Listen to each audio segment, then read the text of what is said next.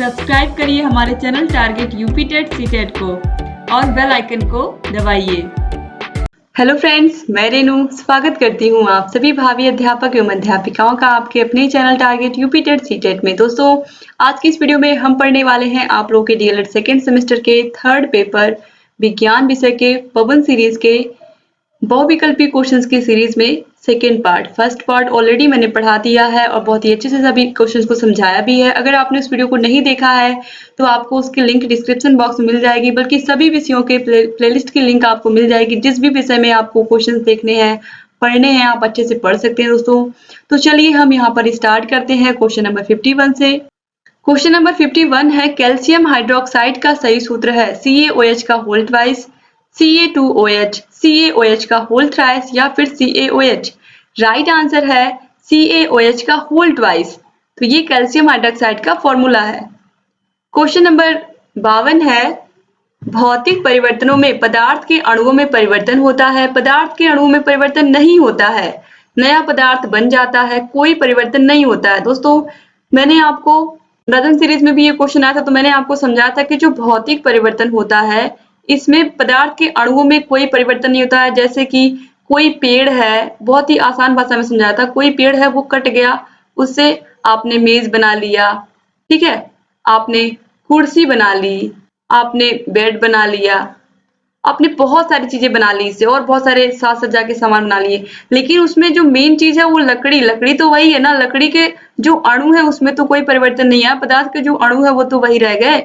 Same ऐसे ही कागज का कोई पन्ना, मतलब कागज का कोई टुकड़ा है, ठीक है, उसको आप कितने भी छोटे छोटे टुकड़ों में तोड़ डालो, उसको कुछ भी करो, लेकिन वो रहेगा तो वो कागज ही। ऐसे ही कोई बड़ा सा टुकड़ा है, कोयले का कोई बड़ा सा टुकड़ा है, इसको आप बिल्कुल छोटे छोटे टुकड़ों में तोड़ दो, लेकिन इसके जो मेन अणु हैं वो तो बचे ही रहेंगे, वो तो अपना अस्तित्व नहीं खोएंगे। तो जहां पर कोई अपना अस्तित्व नहीं खोता है, अणु किसी और अणु में नहीं चेंज होता है, वो होता है भौतिक परिवर्तन। तो यहाँ पर पदार्थ के अणुओं में परिवर्तन नहीं होता है। ऑप्शन बा बिल्कुल सही है। और जो रासायनिक परिवर्तन होता है ठीक इसके विपरीत होता है। जो रासायनिक परिवर्तन होता है वो ठीक भौतिक परिवर्तन का विपरीत होता है। कैसे कि आपने देखा कि भौतिक परिवर्तन में कोई जो पदार्थ के मेन अणु है वो नहीं बदल रहे हैं, लेकिन जो रासायनिक परिवर्तन होता है, रासायनिक परिवर्तन को अगर आपने एक बार बदल दिया तो फिर आप उसके अणु आपको चेंज ही मिलेंगे। जैसे कि आपने दूध से क्या बना लिया, दही बना लिया, दही बनाया आपने दूध से, तो अब दही से आप वापस दूध नहीं बना सकते हो, ठीक है। अब इसके अणु और इसके अणु बिल्कुल चेंज हो गए। ऐसे ही आपने क्या किया, कागज को जलाया, तो कागज तो पहले कागज के अणु कुछ और थे, जब इसको आपने जला दिया तो ये क्या हो गया, राख हो गया, राख के अणु कुछ और हो गए। तो इस तरीके से बहुत सारे ऐसे एग्जाम्पल है रासायनिक परिवर्तन में जो कि बिल्कुल ही बदल जाते हैं। तो ये आप याद रखिएगा, ये सभी क्या हैं, ये सभी रासायनिक परिवर्तन है जो वापस अपने मूल रूप में नहीं लौट सकते हैं, इनके अणु परिवर्तित हो जाते हैं। अब आपने कागज जला दिया, राख हो गई, तो राख ही केवल बची है। अब राख से फिर से आप कागज नहीं बना सकते ना।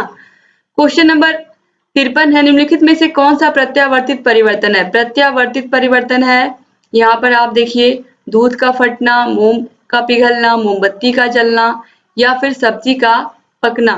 दोस्तों, चाहे आप मोम का पिघलना कहिए या आप कहिए मोमबत्ती का जलना, दोस्तों जो प्रत्यावर्तित परिवर्तन होते हैं इनमें भौतिक परिवर्तन भी होते हैं और रासायनिक परिवर्तन भी होते हैं। जैसे कि यहाँ पर आप देखिए, जो मोम का पिघलना है, आप ध्यान से समझिएगा, चाहे मोम का पिघलना हो चाहे मोमबत्ती का जलना हो, ये सेम एक ही क्वेश्चन है, अलग नहीं है। पिघलता कब है मोम, जब वो जलता है तभी पिघलता है। तो यहाँ पर आप देखिए, जब मोमबत्ती जलती है तो आप सभी को पता है मोमबत्ती के जलने पर क्या निकलता है, ऊष्मा निकलती है। ऊष्मा निकलती है, जब कोई चीज जलती है तो उसमें से क्या निकलता है, ऊष्मा निकलती है, प्लस प्रकाश भी देती है। तो ऊष्मा और प्रकाश हमें मिलता है, ठीक है। और अब हम ऊष्मा और प्रकाश से मोमबत्ती तो नहीं बना सकते ना। और इसके अलावा जो मोमबत्ती कुछ बच जाती है वो क्या होती है, फिर अपने मूल रूप में जम जाती है। तो मूल रूप में जमने के कारण ये हो गया भौतिक परिवर्तन, क्योंकि वो फिर से अपने मूल रूप में आ गया। क्योंकि आपने देखा, जब मोमबत्ती जलने के बाद कुछ टुकड़ा बचता है वो फिर से मोम की तरह ही दिखता है। और लेकिन जब जलने के बाद जो ऊष्मा और जो प्रकाश निकल गया, इसको आप वापस नहीं बना सकते इससे मोमबत्ती। तो आप वापस नहीं ला सकते, तो अगर आपने वापस नहीं लाया तो ये क्या हो गया, ये रासायनिक परिवर्तन भी हो गया, क्योंकि यही तो है, रासायनिक परिवर्तन में क्या होता है, सेम फिर वही चीज आप नहीं बना पाते हो। और भौतिक परिवर्तन में क्या हुआ, मोम था, मोम पिघला, फिर मोम बन गया। तो लेकिन ये जो ऊष्मा थी, इसीलिए इसमें भौतिक परिवर्तन भी हुआ, रासायनिक परिवर्तन भी हुआ। तो ऑप्शन ब और ऑप्शन सा बिल्कुल सेम ही है, तो इसको आप अलग मत समझिएगा। तो ये राइट आंसर यहाँ पर ब और सा दोनों ही होंगे, और इसे हम क्या कहते हैं, प्रत्यावर्तित परिवर्तन कहते हैं। इसके बाद क्वेश्चन नंबर 54 पे आते हैं। निम्नलिखित में से कौन सा रासायनिक परिवर्तन है, कोयले को पीसकर पाउडर बनाना, कागज के बड़े बड़े टुकड़ों को छोटे छोटे टुकड़ों में बांटना, कागज का जलना, या फिर कांच की बोतल का टूटना। आपको समझ में आ गया होगा इसमें से रासायनिक परिवर्तन क्या है, क्योंकि यहाँ पर आप देखिए कागज का जलना, एक बार कागज आपने जला दिया, इसको क्या किया आपने, जला दिया। जैसे ही आपने इसको जलाया, ये हो गया राख। राख से फिर से आप कागज बना सकते हो नहीं, तो जिसको आप नहीं पलट सकते हो दोबारा, वही परिवर्तन होता है कागज का जलना, या फिर जिसे हम कहते हैं रासायनिक परिवर्तन। और यहाँ पर कोयले को पीसकर पाउडर बनाओगे तो भी आप कोयले के अणु तो उसमें रहेंगे ही, कागज के बड़े बड़े टुकड़ों को आप क्या करोगे, छोटे छोटे टुकड़ों में भी तोड़ दोगे तो भी वो रहेंगे तो कागज ही। कांच की बोतल अगर टूट भी गई तो कांच के टुकड़ों में ही तो तब्दील होगी। तो इसलिए यहाँ पर राइट आंसर होगा ऑप्शन सा। इसके बाद क्वेश्चन नंबर 55 है, ज्वालामुखी का फूटना है मंद परिवर्तन, अनुकूल परिवर्तन, प्रत्यावर्तित परिवर्तन, या फिर अनियमित परिवर्तन। ज्वालामुखी एक बार उसमें से उद्गार हो गया, फिर कब होगा किसी को नहीं पता है, तो ये इसीलिए होगा अनियमित परिवर्तन। क्वेश्चन नंबर 56 है, दिन और रात का होना रासायनिक परिवर्तन है, प्राकृतिक परिवर्तन है, नियमित एवं प्राकृतिक परिवर्तन है, या फिर अनियमित परिवर्तन। दोस्तों राइट आंसर है ऑप्शन सा, नियमित और प्राकृतिक परिवर्तन है, क्योंकि प्रकृति का नियम है दिन के बाद रात, रात के बाद दिन होता है। और नियमित भी हमेशा मतलब रेगुलरिटी भी रहती है, नियमित भी रहता है, तो इसीलिए राइट आंसर ऑप्शन सा हो गया, नियमित एवं प्राकृतिक परिवर्तन।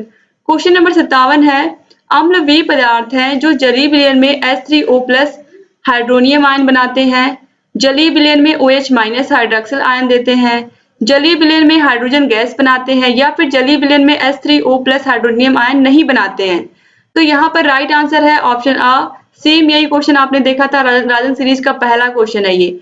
जो अम्ल होते हैं वो जलीय विलयन में H3O+ हाइड्रोनियम आयन बनाते हैं, तो ये आप याद रखिएगा, ऑप्शन आ बिल्कुल सही है। क्वेश्चन नंबर 58 है, अम्ल व क्षारों की प्रबलता निर्भर करती है उनके आयनन की मात्रा पर, क्वथनांक पर, अणु भार पर, या फिर तुल्यांकी भार पर। राइट आंसर है ऑप्शन आ, उनकी आयनन की मात्रा पर, यानी कि उस पर प्लस और माइनस कितना प्रबल है। क्वेश्चन नंबर 59 है, प्रबल अम्ल और प्रबल क्षार वह है जो जल में स्थायी हो, जिसका अणुभार अधिक हो, जो जल में अधिक आयनित हो, या फिर जिसका क्वथनांक अधिक हो। अब यहाँ पर आयनन की ही मात्रा से प्रबल अम्ल और प्रबल क्षार डिसाइड होते हैं, तो जाहिर सी बात है जो जल में अधिक आयनित होंगे वही क्या होंगे, या तो प्रबल क्षार होंगे या तो प्रबल अम्ल होंगे। इसके बाद क्वेश्चन नंबर 60 है, इलेक्ट्रॉन दाता तथा इलेक्ट्रॉन ग्राही पदार्थों के मध्य उप सहसंयोजक बंध बनाने की प्रक्रिया कहलाती है, जल अपघटन, उदासीनीकरण, आयनन, या फिर अपघटन। दोस्तों इलेक्ट्रॉन दाता तथा इलेक्ट्रॉन ग्राही के मध्य उप सहसंयोजक बंध बनाने की प्रक्रिया कहलाती है आयनन। ऑप्शन सा बिल्कुल सही है। क्वेश्चन नंबर 61 है, उदासीनीकरण क्रिया में क्या बनता है। यहाँ पर देखिए अम्ल बनता है, क्षारक बनता है, क्षार बनता है, या फिर लवण व जल बनते हैं। उदासीनीकरण की क्रिया में प्रबल अम्ल जैसे कि HCl और प्रबल क्षार जैसे कि NaOH, ये मिल करके बनाते हैं NaCl यानी कि नमक या लवण, और जल H2O। तो यहाँ पर आप देखिए NaCl मतलब लवण या जिसको आप नमक कहते हो, और ये H2O जल हो गया। तो यहाँ पर आप देखिए HCl और NaOH प्रबल अम्ल प्रबल क्षार मिलकर के क्या बनाते हैं, लवण प्लस जल। तो ऑप्शन द बिल्कुल सही हो गया। क्वेश्चन नंबर 62 है, जिन अम्लों में ऑक्सीजन तथा सल्फर नहीं होते हैं वे कहलाते हैं हाइड्रेसिड, ऑक्सी अम्ल, थायो अम्ल, या फिर दुर्बल अम्ल। राइट आंसर ऑप्शन अ, हाइड्रेसिड। क्वेश्चन नंबर 63 है, जिन लवणों के जलीय विलयन एक ही प्रकार के धनायन व एक ही प्रकार के ऋणायन देते हैं वे कहलाते हैं सामान्य लवण, बेसिक लवण, अम्लीय लवण, या फिर द्विलवण। दोस्तों राइट आंसर है ऑप्शन आ, सामान्य लवण। क्वेश्चन नंबर 64, एसिटिक अम्ल की क्षारकता होती है 1, 3, 2 या फिर 4। एसिटिक अम्ल की जो क्षारकता होती है वो होती है 1। क्वेश्चन नंबर 65 है, वायु प्रदूषण के क्या कारण है? वायु प्रदूषण का मतलब आप सभी को पता है कि हवा में सांस लेने पर दिक्कत होती है अगर वायु प्रदूषण अधिक होता है। जब जहरीली गैसें मिल जाती हैं पर्यावरण में, तो कूड़े का जलना क्या है?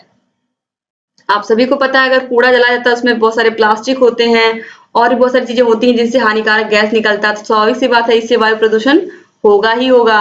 आग लगना, आग लगती है तो आपको पता है कि इसमें से भी क्या होता है, इसमें से भी गैसें निकलती हैं। आग जलती है तो धुआं निकलता है, धुएं में क्या होती है, जहरीली गैसें होती हैं, तो वायु प्रदूषण इससे भी हो गया। मोटर वाहनों का धुआं धुआं ये तो प्रमुख रीजन है। पेट्रोल से चलने वाली गाड़ियां, डीजल से चलने वाली गाड़ियां, ये सभी क्या करती हैं, आप देखते हैं कि ये क्या करती हैं, वायु को प्रदूषित करती हैं इनका धुआं। तो ऑप्शन सा बिल्कुल यहाँ पर ऑप्शन आ ब स तीनों ही बिल्कुल सही हैं, तो ऑप्शन द जो है ये बिल्कुल राइट आंसर हो जाएगा ये सभी। इसके बाद क्वेश्चन नंबर 66, निम्नलिखित में से कौन सी मानवकृत आपदा नहीं है? ऐसी कौन सी आपदा है जो मानव के द्वारा नहीं लाई गई है?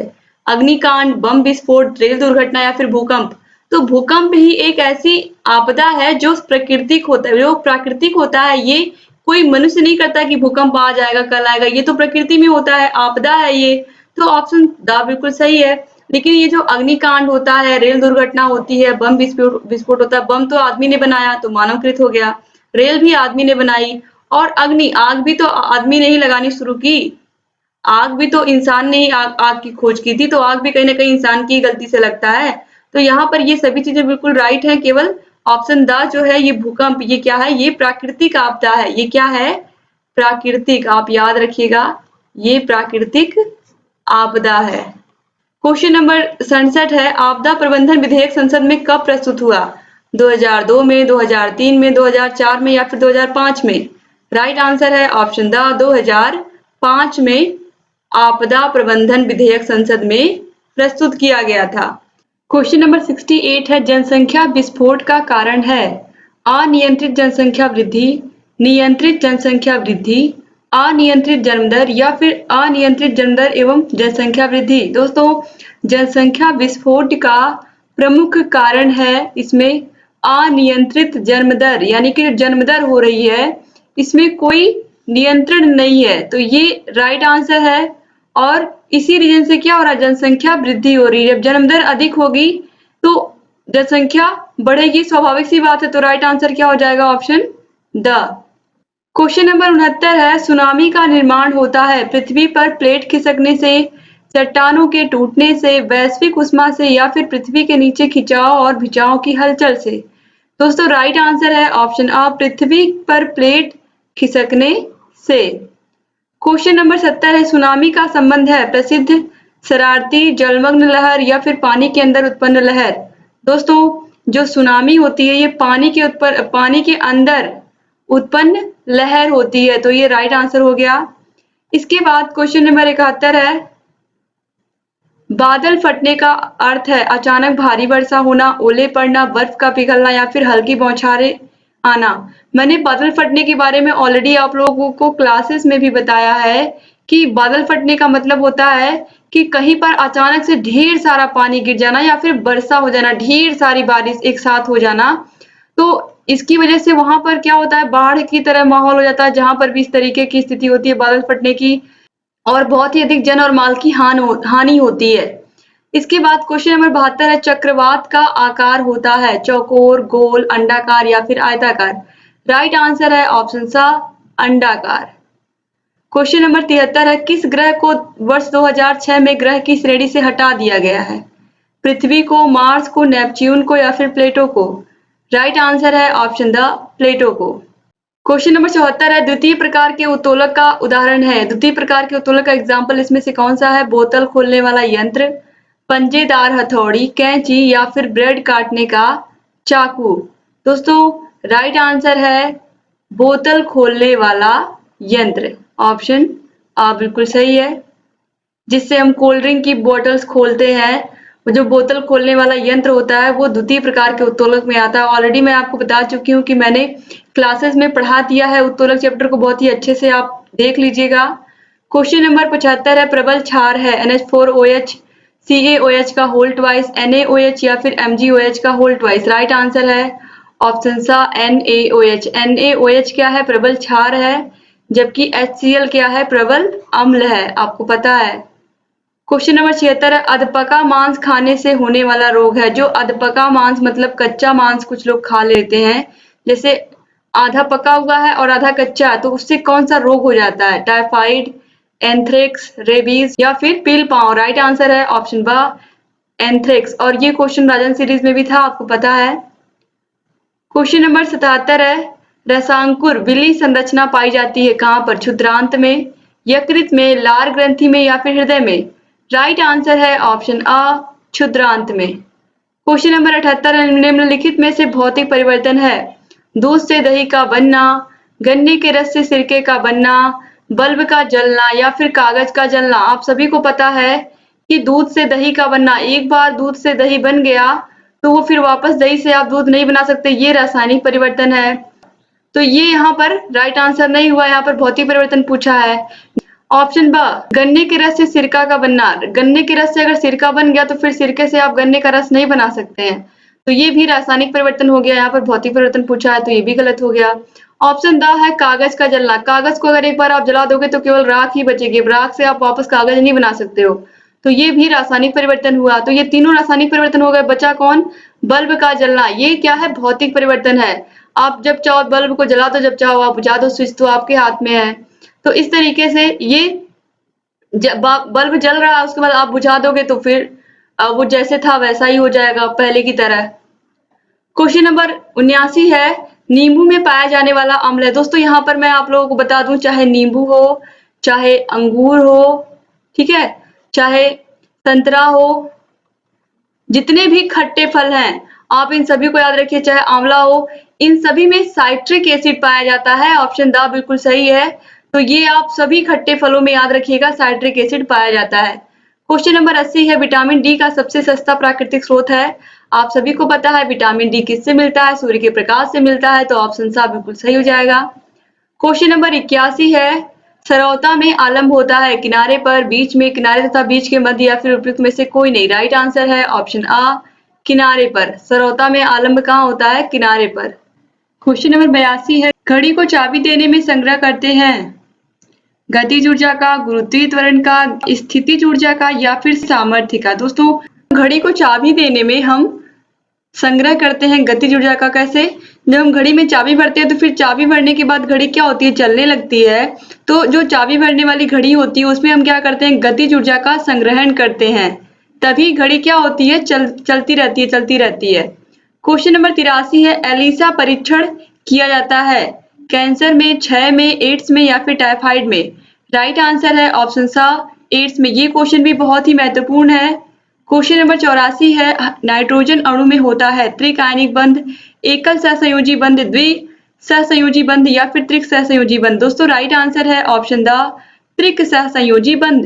क्वेश्चन नंबर 85 है, किसी तत्व का परमाणु क्रमांक 15 तथा द्रव्यमान संख्या 40 है। तत्व के परमाणु के नाभिक में न्यूट्रॉनों की संख्या कितनी होगी? 18, 58, 40 या फिर 25। दोस्तों राइट आंसर है ऑप्शन द 25। क्वेश्चन नंबर 86 है, दाएं निलय से अशुद्ध रुधिर किस अंग में चला जाता है? फेफड़ा, हृदय, त्वचा या फिर यकृत। राइट आंसर है ऑप्शन आ फेफड़ा। क्वेश्चन नंबर 87 है, पेट्रोल में होती है यांत्रिक ऊर्जा, विद्युत ऊर्जा, ध्वनि ऊर्जा या फिर रासायनिक ऊर्जा।